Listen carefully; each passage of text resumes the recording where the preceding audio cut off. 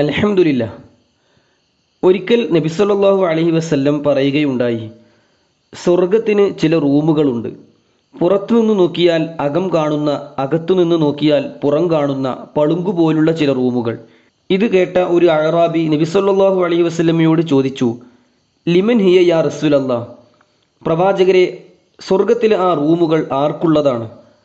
നബി സല്ലല്ലാഹു അലൈഹി വസല്ലമ പ്രതികരിച്ചു, ലിമൻ അത്വാബൽ കലാം, സംസാരം നന്നാക്കിയവനും, വ അത്അമ ത്വആം, പാവപ്പെട്ടവർക്ക് ഭക്ഷണം നൽകിയവനും, വ അദാമ സിയാം, നോമ്പ് പതിവാക്കിയവനും, വസല്ലാ ലില്ലാഹി ബില്ലൈലി വന്നാസു നിയാം, ജനങ്ങൾ ഉറങ്ങിക്കിടക്കുമ്പോഴും രാത്രി നമസ്കാരം നിർവഹിക്കുന്നവനുമാണ് അത് എന്ന് റസൂലുള്ളാഹി സ്വല്ലല്ലാഹു അലൈഹി വസല്ലം പഠിപ്പിച്ചു കൊടുക്കുകയാണ്.